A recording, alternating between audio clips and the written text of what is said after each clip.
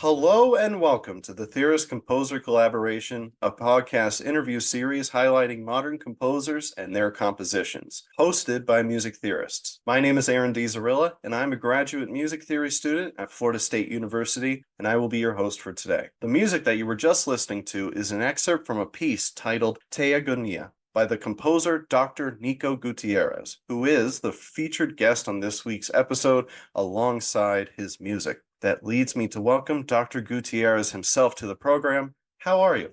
Hi, thanks for having me. I'm doing great. Very happy to have you here. Is it okay if I just call you Nico? Oh, yeah, totally. Yes, yes. Well, I want to respect the achievement that you recently had, and we will be discussing that soon. But Thanks. uh,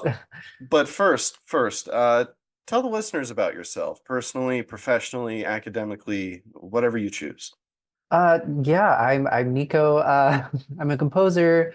I my compositional career has kind of had lots of twists and turns. I do a lot of concert music, but I also do some music for film and media. And I mean, my whole journey here and getting the doctorate has been a nice time for like myself and like just growing, focusing on my music a little more. In finding like more of my compositional voice because for a while I was doing a lot of work that was very commission based or very based on films, and I had to hit certain things and it had to sound a certain way based on what directors wanted. So this doctorate has been a nice moment for me to like grow my own musical voice. Of course. And on your musical voice, this is always a question that I am careful with composers because there's always that danger of always comparing people's music to other people's music and never identifying it uniquely. And so I ask this generously is how would you describe your music? Whether that's to a style, a composer, composers, or just general vibe of it. How would you describe your music? I mean, I think as composers, we are all greatly influenced by the things that we hear for sure. And I grew up in a very musical family. My father's an orchestra conductor, so I grew up very much just listening to orchestral repertoire. So, and it's specifically Latin American orchestral repertoire. So I have a lot of influences from like I listen to a lot of Ginastera, Revueltas, and their musical styles speak to me, but I think I'm also heavily influenced by I listen to a lot of pop music, like a lot. Uh, and film music, which is why I went into film for a while. So I don't know. I'd like to think that my musical style is it's very melodically driven. I'll say that, and I try to keep the melody very clear no matter what is going on texturally kind of in the background, because personally when I listen to pieces of music I really enjoy being able to follow a melodic line and see how it's transformed throughout. So I think I just kind of do that naturally. I think I try to keep the melodic line very clear, and try to find just a whole bunch of ways to transform it or state it, especially in an orchestral setting with fun orchestration. Yeah, I think that's certainly spoken to in the piece that we'll be discussing today. And on the topic of orchestral Latin music or Latin influence, what are some composers for people to check out? Because I, as a violin or raised as a violinist, I'm pretty well versed in orchestral canon. But what are some composers that you can point to for people for that subgenre genre? Yeah, well, definitely Ginastera. Ginastera's, I mean, like I said, has a great influence on my music. Silvestre Revueltas, Mexican composer. I don't love how a lot of people call him the Stravinsky of Latin America. Like he has his own voice, and it's around the same time period, but he there's always that comparison, right? The Stravinsky of Latin America. There's always this Eurocentric comparison to everything. And I feel like, Latin American music has, for the longest time just been has always been there, but has never been raised to quite the same platform or pedestal that European composers have. So definitely check out Revueltas, Villalobos, fantastic. Moncayo, and like even modern Latin American composers are doing really good stuff like Jimmy Lopez, Gabriela Lina Frank, Gabriel Ortiz, just to name a couple. Definitely check them out. Course, and I'll try to include as many relevant links in the description of the episode for people to look at their music. And certainly Eurocentrism. I mean, I think a prime example of that is even myself, because I would label myself as relatively open to outside of the European canon, but I didn't know a single name of those composers that you just listed. Uh, Yeah, because they're not really talked about. yeah, and it's funny you say the Stravinsky of Latin America because as you saw in the notes, I compare something later in your piece to something that Stravinsky would do, and now I feel kind of guilty. But No, it's don't feel guilty. It's like it's all we're taught, right? In school. It's really all that we know. And we wouldn't have like I don't have a lot of knowledge for music from like East Asia, for example, composers going on over there because like it's just either not taught in schools, I haven't been exposed to a lot of it, but we now live in an age where like it's great. We should all love to learn about these different styles and new composers that we just weren't exposed to. we should be excited, and I think Yeah.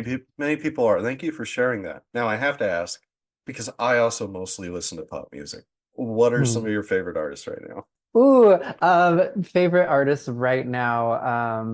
or just I all time, either or? ooh, no, that one's harder. I can't. I mean, I will say my queen is Shakira, mainly because like that was the first album, her Donde Están los Ladrones album was like my very first CD, and I listened to it like on loop. Oh my gosh, that makes me so happy. I love Shakira. My mom and I in our Midwestern home in rural Michigan would be dancing to Shakira CDs in the Oh, basement. I I love that. I love Shakira so much. I love Shakira. I've been listening to a lot of Caroline Polachek recently. I love her stuff. I don't know. I feel like I have a lot of my pop girlies. Rosalia. I love Rosalia. Like I think she's just her whole concept, albums, just style. I love it all. So yeah, just to name a couple.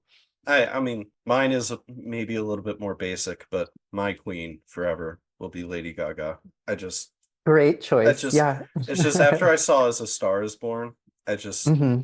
I mean before that too, but I love all of it. I know she's like up there with some of the most talked about people, but anyways. All right, Shakira. I love that. All right, I lost track of where we are in the interview. Okay.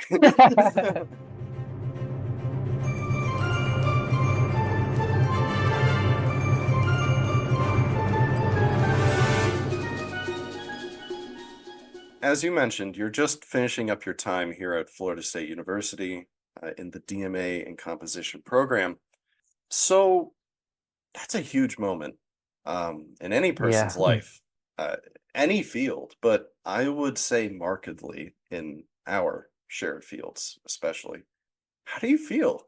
Everyone's been asking me that, and I think I'm still processing just because it has truly felt like a mad dash of just like finish this piece, get this out there. You've got rehearsal this week or whatever, and I don't know. I defended. I walked back into the room after they talked about my piece later. They said, "Congratulations, Dr. Gutierrez." And I don't know. I came home that day and I didn't know what to do. Like I felt happy, but maybe it was just like I was so used to constantly being working on stuff that I laid down and I thought, wow, now what? Yeah, yeah. So I've heard stories that some people like get existential at those moments. Yeah. I felt that just Yeah. because I mean like it's um it's an ending to a chapter and the beginning of whatever is next, whatever that is, I don't know yet. Still figuring that one out, but we all are still figuring stuff out. But it is a moment because you do recognize that, like for me, I have spent the past 3 years, working towards this degree, doing coursework, teaching, writing, and it gives you a moment to kind of reflect back on everything that you did and just kind of say, wow, I did all that. Like, and now I get to be called doctor. I get to click like on any drop down menu, I now get to click doctor on the title. I think that's my favorite part. I have That a is title. that is pretty cool. Well, you've certainly earned it. Did you do your master's here at Florida State? No, I did my master's at Columbia College, Chicago. Oh, okay. Okay. And my master's was in music, what was it called? Music composition for the screen, in writing for film and video games, essentially. So, speaking of your dissertation and all of that, which it's quite an honor to not only be talking to you, but I've heard so much about you from the other composition students. Oh, stop. No, really, I have. And it's particularly an honor, I think, to feature your dissertation. That's something really unique, I think, at least in my mind, because it's such a crowning achievement of yours. And so, Teogonía. Teogonía. Okay. You got it. You got it. It's fine. Okay. I'm trying. I wrote out a phonetic spelling.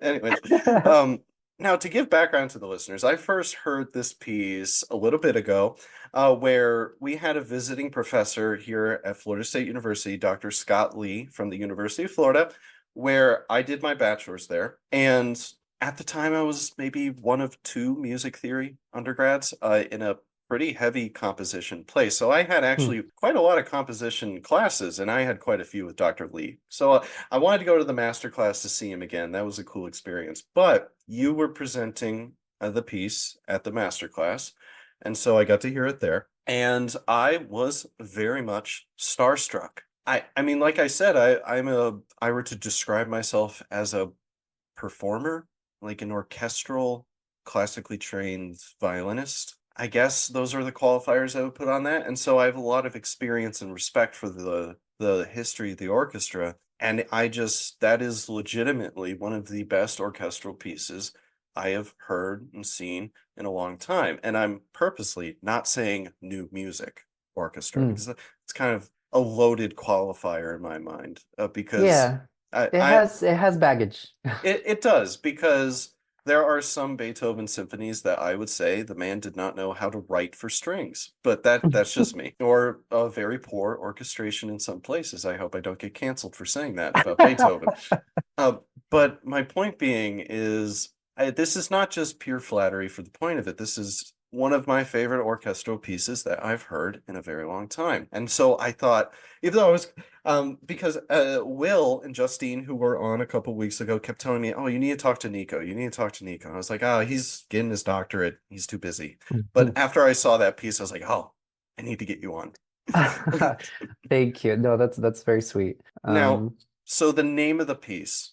Can, Yes. can you describe what it means, and then extensively the story of the piece, because you had a really cool backstory to it. Yeah, so I mean, like maybe this is my training in writing for music to accompany a visual medium, but I find that I write a lot of my pieces based on a story, whether it be visual or some sort of, in this case, it's mythology. So Theogonia means theogony, which I didn't know what that word meant in either Spanish or English. So a theogony is basically an account of the origin and descent of gods. So it's like the original like creation story and the gods involved in a creation story. So this piece is based on a mural that's in Colombia. It's at a hotel in Bogota. And the mural is called Teogonía de los dioses chibcha, which means theogony of the chibcha gods. And the chibcha people were the indigenous people of the Bogota sort of region in Colombia. And it's this beautiful mural that definitely, if you're listening, like look it up. It's gorgeous. And I first saw it and thought, oh, this could be a piece because there's clearly a story happening here. And this piece focuses on just five of the gods that are depicted in that mural. And it's the creation story, which actually has a lot of parallels to not just the Christian creation story, but just like a lot of creation stories in general have very similar events. So the piece is written like in five parts, essentially, talking about these five gods. Some of them longer than others, but it's very much like in the beginning there was nothing, then there's this spark of creation, and then I talk about the sun god, the moon goddess, the god of thunder and rain, and then finally the messenger god at the end after the great flood, and like everything is we will now move forward from the flood to a better world. So that's the background on the piece. I love that for many reasons. One, I have a big interest in theology myself. I've always found the whole study very fascinating and the culture, what you can learn from culture from that. Mm. And I also I want to ask, what is your process for adapting a purely physical or visual medium into a sound landscape? Are you just going off of the perceptions that you personally have? Do you write a story? Clear, as you just said, you created a formal plan Mm. from what you perceived. Because the more that I involve myself in avant-garde, I'm not labeling this necessarily typical avant-garde, but newer music and approaches to interpretation, I find it interesting how different people approach adapting something that has nothing to do with the aural senses necessarily. So, Hmm. how do you go about that? I think it's just I spend a lot of time looking at in this case the mural. I spent a lot of time looking at the artwork. I was reading some there are a couple of writings on the mural. I was reading those just to also learn about the creation story. I wasn't familiar. But I guess I just start by coming up with themes for these characters, essentially. And from then I always keep the story in mind, like what's happening at this moment, how do I score that essentially? And yeah, whatever comes out just kind of comes out. And I try to I try to kind of roll with whatever comes out. This piece in particular was hard to start. I think I restarted like I don't know, 7 or 8 times. It was rough. I think this really speaks to your experience, training, and interest being a film composer or for a visual medium as well, because you're creating themes, settings, vibes, to put it casually, about an entire person, or in this case, like an idea of a Hmm. person. And so I think that's really fascinating, the application of something that you would see in a movie into just a visual art that is like Star Wars or something like that. Yeah. Yeah, I don't want to call it leitmotif, but I guess it's mildly like that. I guess not really. You can mildly call it that. I tried to, like you said, it's trying to capture something from another art form, but that's also based on like oral tradition. So in the end, though, we have to latch onto something. We like there's so much that it could be represented, but in the end, we need to have something to latch onto that we can recognize. And you can hear that in this piece, the one of the very first themes that appears in it first appears in the contrabassoon.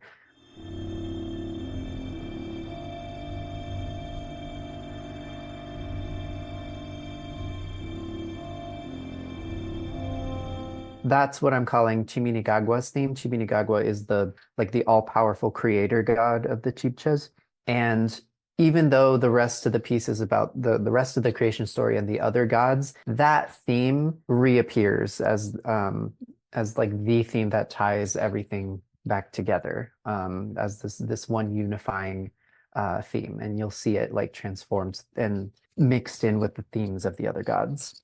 I love that. Oh, because you telling me all that, I'm recontextualizing my own observations. I love that. No, I did it on accident. But I actually sent you the score without any notes. I'm Yes, noticing now. yes. I took it as a challenge. No, so this is great. And like w when we were following up, I was like, oh, you know what? This might be interesting just to see what he thinks of it without any any information. Yeah, to break down how I perceived it, to jump forward a little bit, because I want to talk about the process of writing for orchestra. To jump forward a little bit, I perceived it as a large ABA prime form, which I feel stupid now. No. You said that there's five distinct themes, and also I didn't detect each thing as a character or Hmm. each idea as a character because, like you just said, they reappear in different ways. So I saw that as maybe not typical, but the more standard way of economy of means of different themes throughout a piece of work in different instruments, which is, as I guess, on the surface still what you did. But I Hmm. love the rationalization that the creation theme is always there. That is so, I think that is more impactful in detailing that in analysis than anything about ABA or whatever the heck. Um, As far as the like structure goes, it's not. I mean, there's definitely like if you were to draw out like a energy sort of map, like there's definitely like two sort of big sort of bookend sections, and in the middle we've got this like a slower section. So I can definitely see the whole ABA thing for sure. but I will say when I got the score and there were no notes, I thought, well, maybe he just doesn't want to share them. I don't know. So I just went No, with I it. fully forgot. I sent you just the score. Well, this is interesting then. This is interesting. Before we get on to more technicalities, what was it like? Why did you decide on full orchestra and full orchestra with a big capital F and O? Because Yeah. you had harp and a fully fleshed out percussion section, and then a plenty of multi-line divisi in the strings as well. So you didn't just do like an orchestra from, I don't know, 1700 or whatever. But what was that process like? And also, why did you decide on that? I know a dissertation, the expectation is a large piece, but Mhm. what brought you to this decision? Mainly the fact that it in my catalog at this moment, I don't have just a standalone orchestral piece of this length. Is mainly the thing that drove this. I have a lot of shorter cues that are big and orchestral, but there may be 2, 3 minutes long or something like that. And any larger works that I have, like in length, they are choral orchestral. So there's a lot of, that's so I'm featuring more the choir and the vocalists. And I saw this as a unique opportunity for me to finally like focus on just instruments, focus on like how I can create a piece using the different voices and colors of just an orchestra. So that was one of the main reasons driving it. And I also have to ask, additionally, what is it like mentally to work on a singular piece for so long? Oh, of such size, and I would assume personal importance, but also clearly academic. Well, to be completely honest with you, I wrote this piece in a month. What? You did? I did. How? How did you write Well, that in a month? I have a lot of trading for like writing quickly from like my film days, but I truly like I should have been working on this the entire year, but I had 2 or 3 big commissions that I had to get out of the way first, and they were big. One of them was like a 15-minute choral piece that got performed down with the Master Chorale of Tampa Bay, and the other one was a like full orchestra and choir piece for the Tallahassee Community Chorus here, and those took up my fall semester. I, So yeah, spring I, came along, and I was like, okay, I gotta write this now. I'm sorry if there are any young people listening, but I don't understand how the fuck you wrote a doctoral dissertation of this magnitude and I would say abject quality in a Thanks. month. There was a lot of all-nighters. There was a lot of panicking. But you know what? I do work best under pressure, I have found, because it forces you to commit to your ideas. You don't have the luxury of second guessing yourself.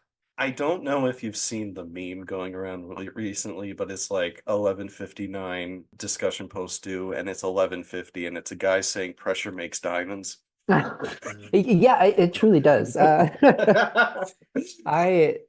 I mean, I don't like to think that I mean, I guess we all procrastinate to a certain extent. I don't think a lot of this was procrastination. I really was busy. But when I did finally get to the point where I was like, all right, I need to start this, I was a little burnt out. So I will say there was maybe a couple weeks in January where I was sketching and taking a breath from the previous semester. But February hit and I took like two or three initial ideas to my composition lessons. And my composition professor, we were both like, this isn't really going anywhere. So that's when the panic started because he told me he like essentially wanted a finished draft by like beginning of March, essentially. So I had a month. Oh my gosh, that is terrifying. No wonder you kept restarting the beginning, as you Yeah. said. Yeah. Oh my gosh. Yeah, it was, I don't know. I had different ideas, but I'm really happy with how this one turned out, especially the opening, just because I got to play I really played with the orchestration in that one, just because it starts in this primordial ooze sort of state because nothing has been created, right? So that was fun because I feel like I said earlier, I really like to focus on melody. And while that theme does appear, it was really fun to make like weird sounds with the orchestra. I got a lot of the sandi. Yeah, that was just really fun. And incorporating a lot of Latin American percussion. That to me was really important to have in the piece. And I draw a lot of inspiration from there's a piece by Revueltas called La Noche de los Mayas, which is based on a film actually, but it does incorporate like Latin American percussion. It's huge. Like I think it calls for like 12 percussionists. So it doesn't get performed that often. Yeah, well, that's a great segue into I want to talk about I picked two umbrella ideas to talk about, which is tonal direction and then orchestration. And one big element of the orchestration, as you just pointed out, it's undeniable, and one of the coolest features of the piece is the prominence of the percussion choir Mm, and that family of instruments. And you said you incorporated some Latin instruments into it.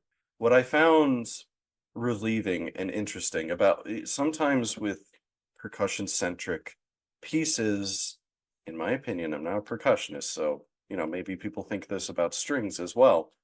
Sometimes when there's a large percussion ensemble, it can get kind of droning if you put so much focus on them. mm. Uh, that's just, I'm not pointing to any examples. That's just a slight observation. But I found it fascinating how you juggled both the players, the timbres, and at any given moment in the piece, let's say, maybe some of the slower moments, there's always a Mm. focus on percussion.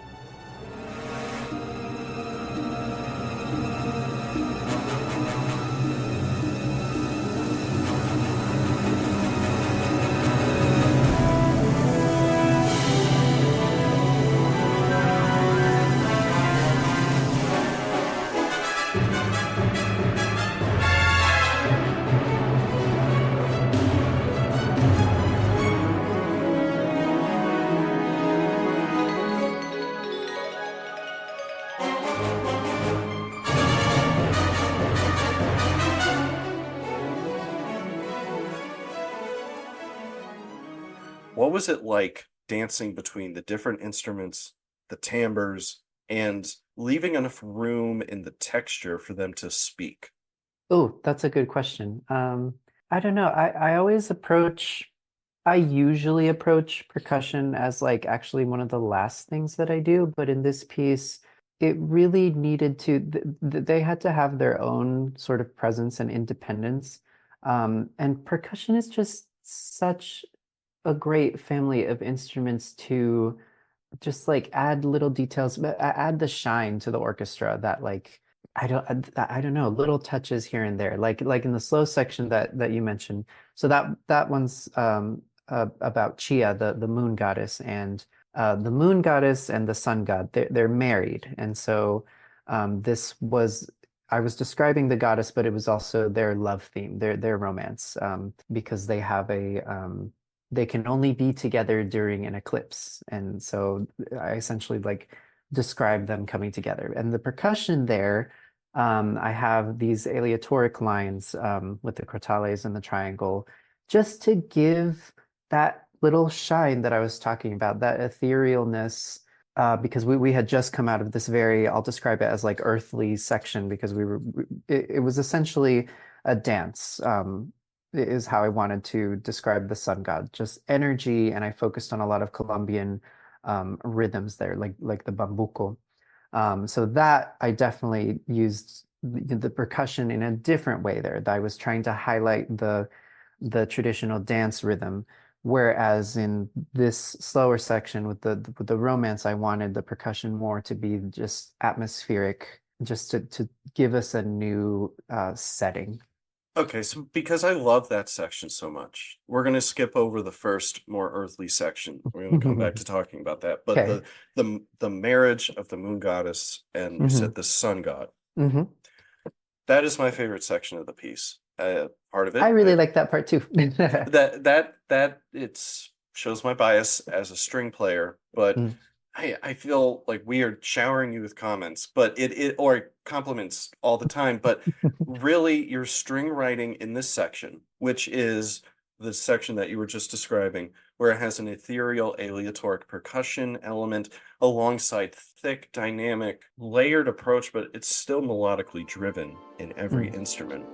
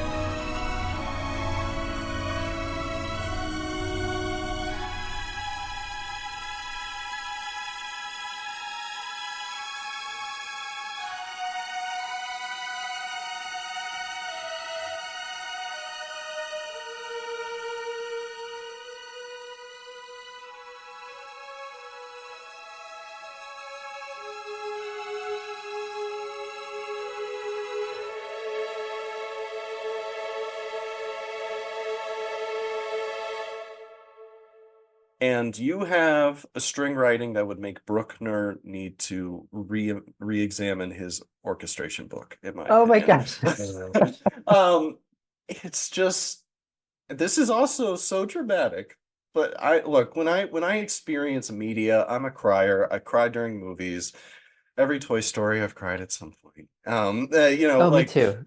yeah, it's just I get very emotional with art, and during the reading, during the master class, I did start to tear up a little bit Oh. during the moon goddess and sun god marriage, and that is just such an enlightening moment, and just the way it builds and then evaporates at the climax of the moment.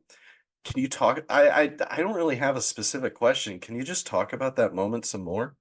Yeah, I will say like at my truest core, I am a romantic. And in my personal life, this past year, I've been through a lot in my. I got out of like an 8-year relationship, and I went through a lot of emotional stress that I hadn't been in a while, I guess. And I guess I tapped into that in this section. Um, and it came together just kind of naturally because I knew I wanted some sort of climactic moment for like the eclipse essentially when the two can finally be together. But it was working out really nicely. I was trying to juggle a bunch of the themes that I had stated previously or had just stated in this section. And without intending to, they fit together very nicely. And I just kind of noticed that happening. And so when I started playing around and putting all of it together, it made for a very satisfying build to the climax. And the climax was actually going to be this big moment, like orchestrally. I was going to have like a lot more instruments come in.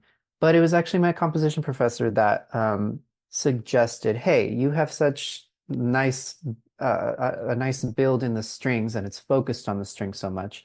Why not have this moment like right at the climactic like chord essentially have everyone else cut out and just have high strings because they're all very high in the tessitura. And I tried it out and I really liked the sound. So that's why, I mean, you'll hear like building up to it, I bring back in harp, percussion, horns come in, winds come in, and then we finally build to a very exposed moment, essentially. It does kind of all disappear. And it really worked out. I am very, very proud of that section. So it makes me happy to hear that someone else connected with it. I did, mentally and apparently emotionally as well. Yeah, that is a brilliant section. So going back to what I clumsily labeled the first major A section, but the more earthly idea that you were Yeah, talking about. You made an interesting comment before we started recording that you don't typically consider theory very heavily when you're composing. And that made me correct. even more excited for what I was going to say because it feels as though in the earthly sections, the first major energetic section and then the second is you are tonal adjacent. Yeah. Adjacent in that you never fully commit to the grounded tonal structure, but always have tonal areas in a given place. And Mhm. one of the places I want to highlight, I did a little bit of analysis, and it just shows the amount of precise nuance when it comes to these sort of things. And it makes me even more excited that you weren't looking at this in a theoretical, technical way. So for the listeners, this is a moment in the earthly section that we were talking where one of the first most prominent themes that it just punches through the texture. There's other themes, but this is probably the most obvious one that is in the lower voices and is centered around D.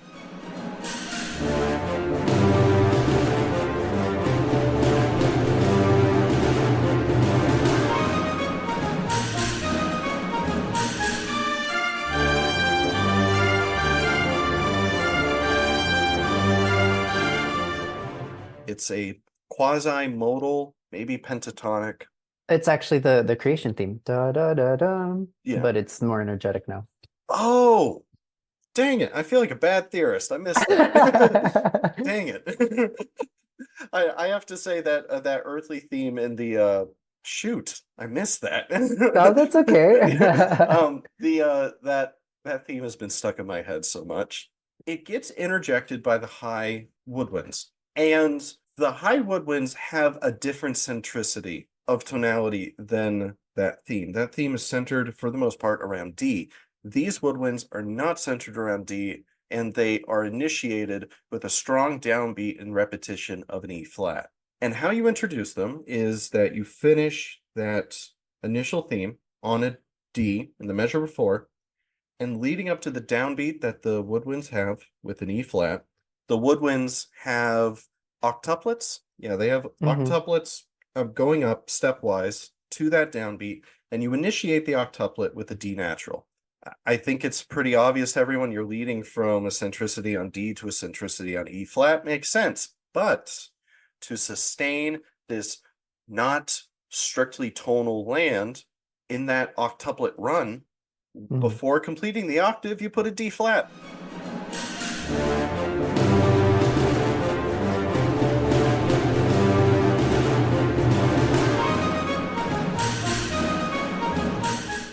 Just a little touch that removes it from this strictly Western tonal leading tone.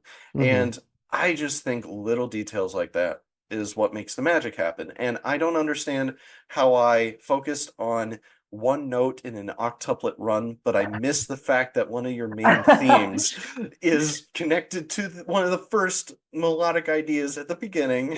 Well, well, no, I didn't notice that actually, the D flat, and that at all. But I mean, to speak to that, like I said, I really I'm not informed by, or I'm not thinking about music theory when I'm writing, but well, but then it's like, what is music theory? What are we calling it? But I think it was just a lot of it was instinct, and when I got into what the tonal like language was of this piece, which was, I mean, it was very much based on the pentatonic scales. A lot of early music from several cultures actually use the pentatonic scale.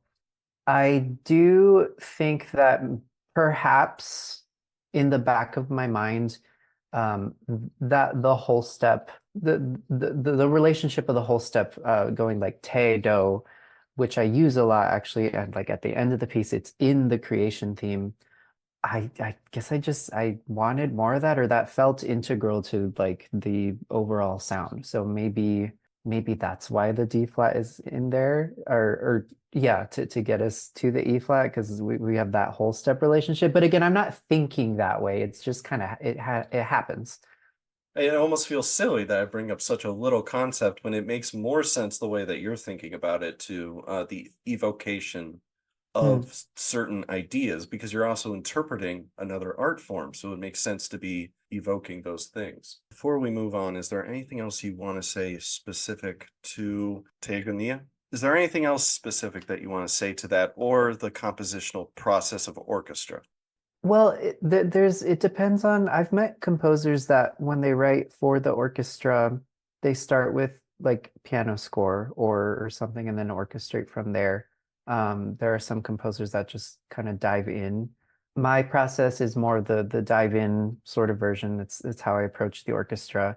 But I write everything in Logic, actually. I don't Notation is the last thing that I do. That's So I'm fascinating. Yeah, I don't think in terms of like these are the note durations or whatever. I play each part in I play through all the different instruments into the DAW. Again, my media training. That's how everyone kind of writes over there. I was about to say you really are a film composer or a media composer. Yeah, it's well, because I was trained in both, like during my undergrad, I wrote everything in Finale. I wrote everything. I started pencil paper and then put everything into Finale, and then I didn't hear anything until the live performance because I had really bad MIDI. And then when I did my master's, I was kind of thrown to the wolves. I didn't know that this was how a lot of composers write, or it's just a different way to write. And something clicked for me there because all of a sudden I was free from notation, which for me I found was very limiting because I was so focused on like, what is this rhythm, or is it fitting the meter? Do I have to change the meter here? I wasn't thinking of any of that. Now there was a moment where I could just freely play, and whatever came out, I would figure out how to put it on paper later. But it was such a freeing experience, that I fully write everything that way now because it's a lot easier to me. It's faster, especially when I'm like in the zone and I'm trying to figure things out. I no longer have to pause and say, okay, how do I notate this? It really takes you out of the flow. So that's how I wrote this piece and all of my other pieces. And so like just playing in on my MIDI keyboard, pretending to be the different members of the orchestra. That's how I wrote this piece and how I approach orchestral writing. To me, that would almost seem more intimidating. I guess I'm so comfortable with the shackles of notation. I guess you Mhm, could say it's most of what I know. I mean, I had an electric acoustic class, so I learned how to use Logic, Ableton, mhm. and those different DAWs, but fascinating, It's fascinating. just I found it so freeing because I no longer did I have to. I mean, yes, we can analyze pieces based on like what's on the score, but we were analyzing cues and film scores and some of those we didn't have access to the score because they're delivered in an audio format. Same thing, honestly, with orchestra too. It's a performance, right? Like we're receiving it through our ears, not our eyes, for the most part. I mean, there's performance stuff that you can do with that, but it taught me to analyze using my ears, not my eyes. And so it's more of an aural experience, and it's a playground there. And so you're using more what sounds good together as opposed to when I write using when I wrote using notation, I would be thinking what sounds good, but there was that visual reinforcement that I'd be like, oh, of course this would sound good because I can see the hairpins and this is like dovetailing into this. It almost felt like to me now it feels like crutches, whereas as opposed to just fully thinking what's gonna sound good and I'll just play it. So I find that fascinating because then now we go into our final little segment of this. I ask you, you've already spoken a bit, and I previewed a bit on your thoughts of music theory and your own application of it. But your love of moving away from that restrictive mode of notation also speaks to wanting to move away from so much of a purely technical way of looking at the music. As you said, you can always go back and analyze and see what Hmm. works and doesn't work post-mortem. But what are your thoughts on the world of music theory, academia, and so on? You have your doctorate now, so Yeah, burn a that's bridge true. or two if you want. I think we could it's hard because I think a lot it is important, I think in a pedagogical sense for sure, just giving us basic understandings of how harmony works or what are different ways we can talk about music. You know, I think that's at the core of music theory, and I fully respect that. But I do think we get caught up in the insistence on part writing or I don't know, stuff that it was is foundational, I think, in the education of a musician. But when I got here to start my doctorate, it had been probably 8 years or something, or 9 years from the last time that I had to do part writing. You know what I mean? Wow, Yeah. really? Oh my Yeah. gosh. The last time that I did part writing was my undergraduate. Um, and that was it. It was, for the classroom, I understood how that style of harmony worked. But I don't know. I think we're in an age where we have been in an age where anything goes for a while, a long time actually. So, but that's looking at music theory from this narrow stereotypical perspective of like, oh, we're studying Bach chorales and that's music theory. When like, no, there's many other aspects to music theory. I just personally don't think in that sort of formulaic way, like even set theory or like picking set classes. I think those are great tools to generate ideas. And obviously, there are very important works that are written using different techniques like those. And I think they're all great tools and they're all fascinating. I don't write that way. I'm going to go out on a limb here and say most modern composers don't. They all use the tools in different ways and to a different level and so on and so forth. But I get a sense that most don't, and that's perfectly fine. Now, I have to ask, so there's music theory. Now that you are, well, you sounds like you have been for quite a while, but fully in the professional world now, fully. Yeah. What are your thoughts on composition, the world of composition, where we are, where we've been, where we should be going? Are we doing all right? What's going on? I think this gets into academia also because I feel like the world of composition can be very academic. It has been for a while. And what I Do you see that as a good thing or a bad thing or a neutral thing? um neutral, I guess, but I think there's a lot to educate on at least my time in like the film industry and music for media opened my eyes to an entire world that is not discussed a lot in the classroom. Uh, because I don't know, there's something about like people even use the term, oh, it sounds like film music, or there's something filmy about that sound. Like, what does that mean? Do you know? I'm guilty of saying that about other pieces. I'm guilty. Like I understand I understand where the similar sounds where that can come from. Like let's say there's a composer working on a TV, especially. TV is so quick, the turnaround is insane that like sometimes you just need some moody chords here and there, and like maybe that's why we have this word filmy, or I don't know.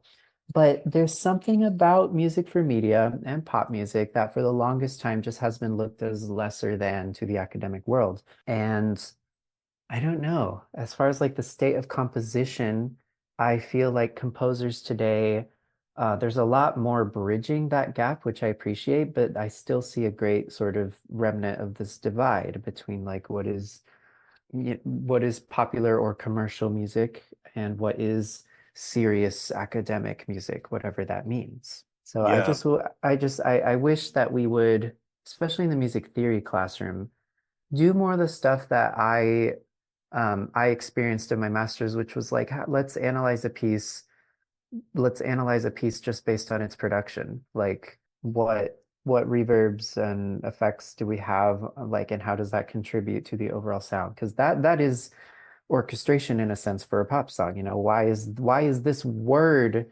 why does that one have like an extra long delay and none of the other words do? You know, that's a choice. I agree with you phenomenally. And there's a mirrored issue in music theory as well, as you just said in the music theory classroom about serious and non-serious music. I hate those Mhm. terms. It's so loaded. And like it's being addressed. Like this isn't new. This has been there are so many theorists and educators out there that are talking about this, but it's gonna take a long time to like fully get away from there's just a disconnect, I think, between the two worlds. Yeah, like you said, it's not like it isn't being talked about or addressed. And I would fair to say almost everyone's aware of it. But there Hmm. still is, I would say I generally focus on pop music in my own analysis and my interests.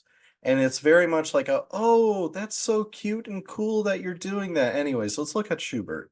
Right. And like, you know, what does that mean? It's like, because how do you analyze a pop song? You don't have the sheet music. You're listening to the audio and the production. So maybe it's just that there's a safety net in like looking at sheet music because it's what we've been trained to do for so long that, oh, okay, this makes more sense because I'm more familiar with it. Or like I'm using more than one sense here to analyze a piece of music. Yeah, I illustrated that myself. I said I find the idea of writing completely in a DAW scary because Mhm. I just find so much comfort in notation. So right there, even. Yeah, I mean, I was freaking out my first my first semester at that school. Yeah, I did not know what was going on, but you know, spend some time, sit in the discomfort, and you can discover some really cool things about yourself and just music in general. Like it really opens your mind to I'll just go back to pop music and how like a lot of the stereotype is like, oh, it's just four chords over and over, you know, or whatever. And like, no, there's so much more happening in there that you're you're hearing, but maybe you're not quite listening to all the details that are happening in the production. Completely agree. Completely agree. So, Nico, got Dr. Gutierrez. What's next for you? What's next for you? I don't know. I'm just gonna keep writing. I've been applying for positions and stuff, but if it's very competitive out there. So either way, I'm gonna be focusing on my writing. I think I'm gonna focus a little more on chamber music, just because I don't have a lot of chamber pieces. I'm realizing now. So. And yeah, I think I'm gonna step into a little more film work also as well. That's the current plan. But like I said, we're just figuring things out as we go. That's okay. Your graduation is next week, and by the time this episode goes live, you'll have been fully hooded. So I mean, you can take a breath. You can take a breath. Cool. But so what would be the best way? Of course, your contact information will be on the contributor page on the host website and available in the episode description. But what would be the best way for people to contact you for any questions, inquiries, comments, so on? You can feel free to visit my website. I have a little section there where you can message me on there. You can also I reply a lot on Instagram, so you can just DM me, and we can get to chatting there. I'm happy to talk music or whatever. Yeah. And if you could give a final message to the audience about music theory, composition, music itself, whatever you want to say, what would that be? I would say, just based on this conversation, everybody please go and just spend some time like the doing the term by Pauline Oliveros, which is called deep listening. Just sit with a pop song. In my songwriting class, I usually play Into You by Ariana Grande or Blank Space by Taylor Swift, two songs that were really played like a lot on the radio, and we've heard them a lot. But have you ever listened to them in like really on really good speakers or really deep headphones and just listen to the first couple of seconds on loop and try and see like what you can find in there. There's so much happening that just gets washed over because we're listening to it in the car and there's road noise, or it's just like, or we're like, oh, this song again, like next. So spend some time deep listening, everyone. That recommendation makes me so happy. I second that. I second that. All right. Well, thank you, Dr. Nico Gutierrez, Thank you. for being on the Theorist Composer collaboration and showing with us your doctoral dissertation piece, Teogonía. Phenomenal piece of work. I wish you luck out there, and thank you again for spending time. Thank you. Thank you so much for having me.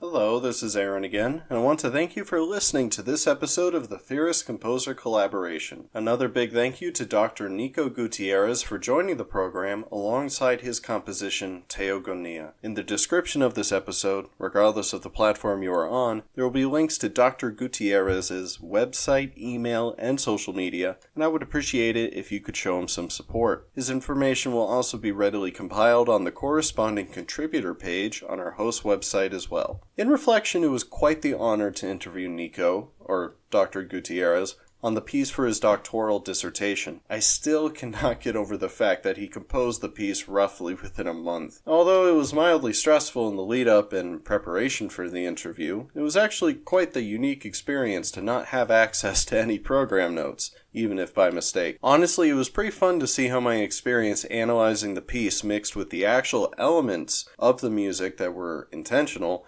without being aware of what they were ahead of time, even if I missed the mark on some of my takes. Thank you again so much to Dr. Nico Gutierrez for coming onto the program and for sharing his piece, Teogonía. For further updates and notifications on the Theorist Composer collaboration, make sure to subscribe to our email listing on the homepage of our host website and follow our Instagram and Facebook pages. Relevant links are in the description. You can also listen to future episodes through our host website, Spotify, Apple Podcasts, Amazon Music, and YouTube. So make sure you subscribe to the platform of your choosing. Again, all relevant links are in the description. TCC episodes are posted weekly on Mondays, and don't miss our weekly blog posts, which go live a few days after a new episode is added. I am also very excited to promote that our next featured composer is Dr. Michael Kale with his piece titled We Are the Stories We've Been Told, a dynamic 3-movement work for flute, viola, and vibraphone. You won't want to miss it, but until then, this is Aaron, and thank you for joining the TCC.